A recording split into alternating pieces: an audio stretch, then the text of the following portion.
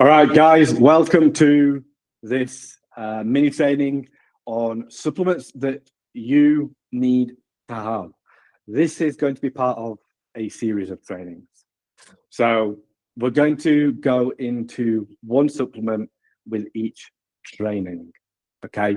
So what I'm going to do in each of those, including today, is go into a few pieces of data supporting various different aspects of the supplement in terms of which aspects of health, of well-being does this particular supplement impact, and how so, and how effective is it.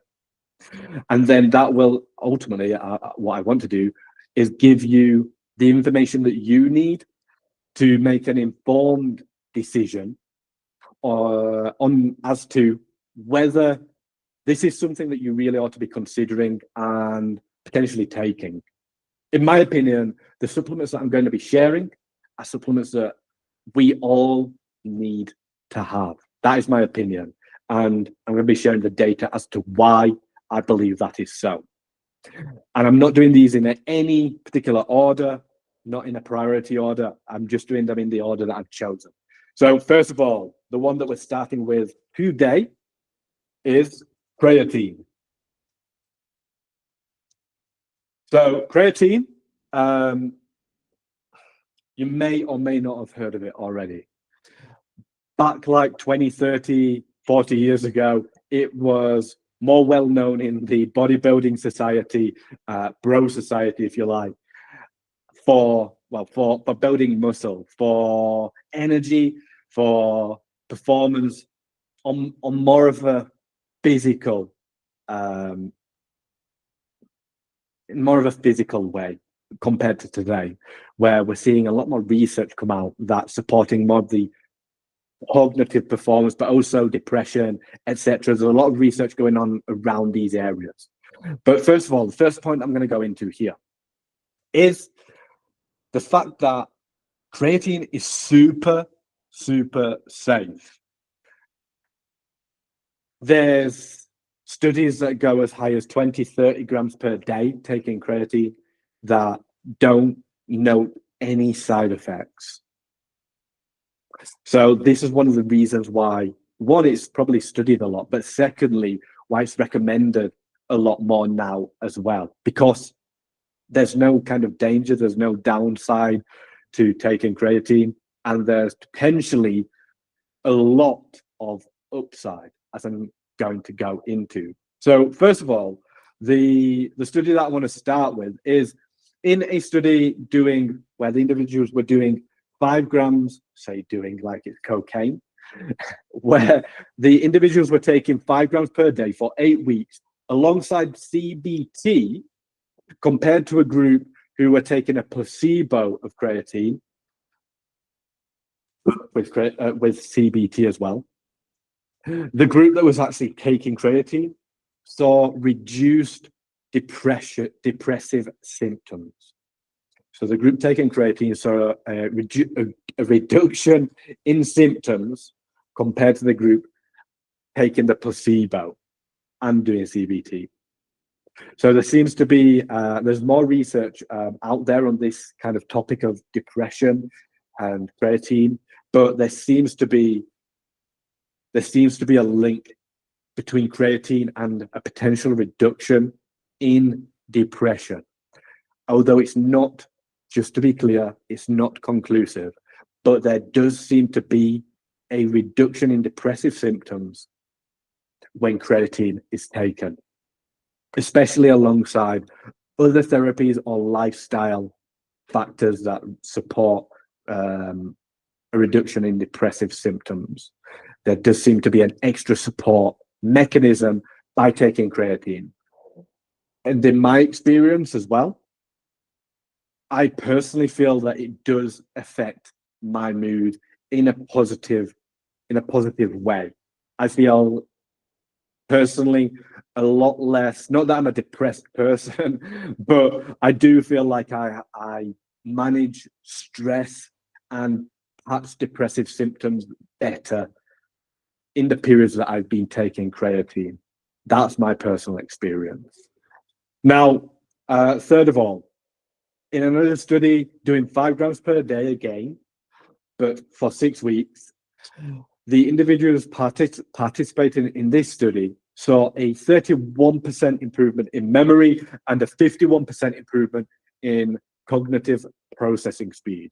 But what's even more interesting is in the individuals that were sleep deprived in this study, as part of this study, where some of the individuals did 21 hours without sleep, these effects were pronounced, meaning that there seems to be, and there's other studies that seem to support this, where creatine supplementation seems to stabilize or even uplift performance, cognitive performance, when stressed or sleep deprived,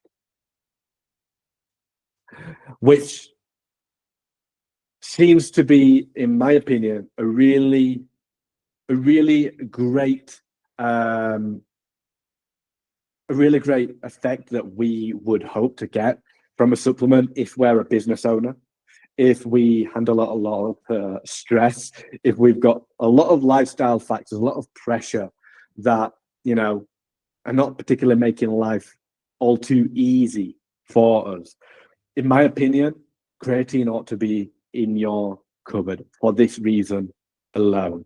If you want to have a better level of productivity, a better memory, better processing speed, creatine should be in your locker, in my opinion. I feel that I have a better level of productivity and performance, again, in my experience, while taking creatine.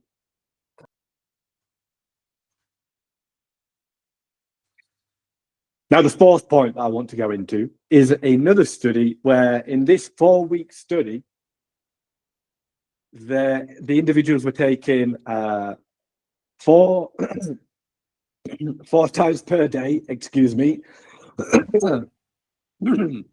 4 times per day, the individuals were taking 5 grams for the first 5 days. So this is known as a loading phase, and it's not necessarily exactly like this, but for the first sort of week or so, the individuals take more creatine.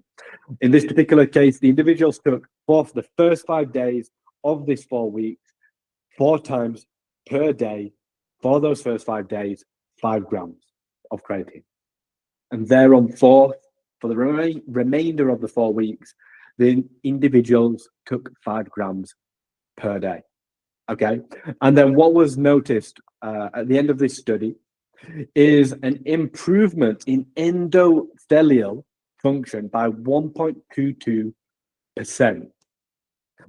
Blood flow improved, and fasted glucose levels and triglycerides improved, as in they reduced. In this this study, should I say, was done in 50 to 64-year-olds. So if you're in that age range, this is particularly useful for you.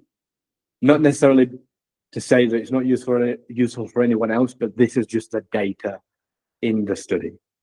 So what that all means is, for clarity and for context, endothelial, these are cells that line the blood vessels, and that just allows for the blood to transport, or should I say cross over, into other cells, other parts of the body, where you need to obviously get nutrients and oxygen, etc., to the various parts of the body. So with a 1.22% improvement in that, you're actually improving your body's ability to deliver important nutrients and oxygen, etc., to various parts of the body. But then also what's interesting here is blood flow.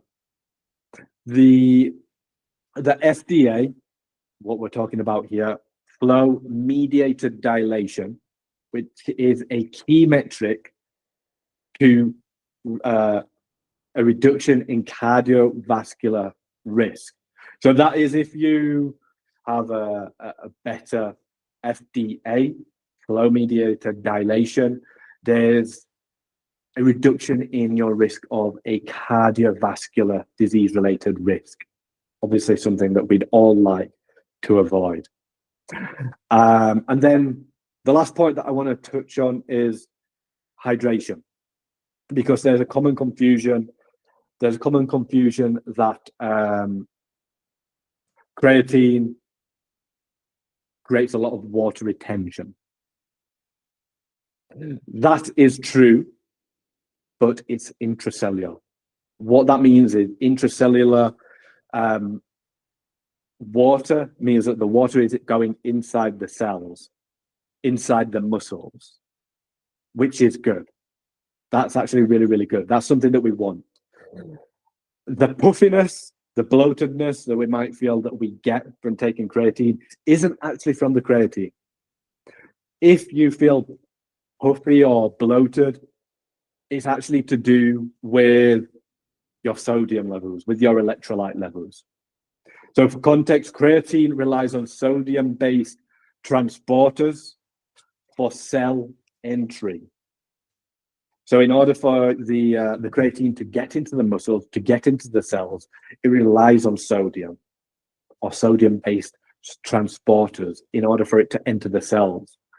The problem arises with puffiness and bloatedness for that kind of water retention, which is extracellular, when you have a higher than normal sodium level. When your electrolytes are not balanced, when your sodium is too high and your potassium is too low. What actually needs to happen to reduce that extracellular water retention is a balancing out of the sodium to potassium ratios. So this is where you'd benefit from taking something like an electrolyte drink, but I'm not going to go into that here. I just want to clarify that creatine and water retention, the myth around it, it's not necessarily a bad thing. In fact, it's a good thing. Intracellular hydration means better nutrient delivery to the cell, especially in this case, muscles, for the most part, also cognitively. Okay. So to summarize on why you ought to be considering taking creatine, you're going to see an increase in cognitive function, especially under stress and sleep deprived conditions. You're going to see a positive influence on cardiovascular risk, blood glucose and triglyceride levels, and also what I didn't point out, inflammation. Obviously, if you have a reduction in triglycerides, you have a better, or should I say, a reduced risk of a cardiovascular incident or blood glucose. All of these things that promote inflammation. You're going to have a reduction in inflammation, which is only a good thing.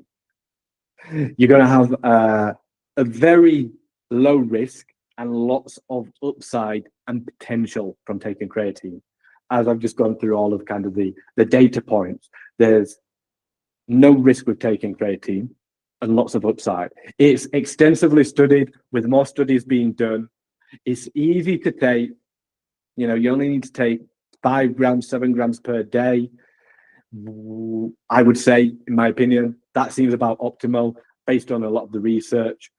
And to re-emphasize, creatine is good for hydration, is good water retention. It's not a bad thing. You're getting water into the cells, into the muscles. That's not a bad thing. Just to reiterate, the water retention that you might get, the puffiness that you might get, that isn't so good, is from elevated sodium levels. And not enough potassium. That's your electrolyte levels.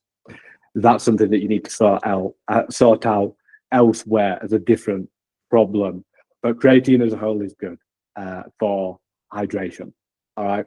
So that brings us to the end of this training. I hope this has been informative. I hope that you feel like this is going to be a really, really beneficial move for you to make if you're not already taking creatine. But if you have any other questions about creatine,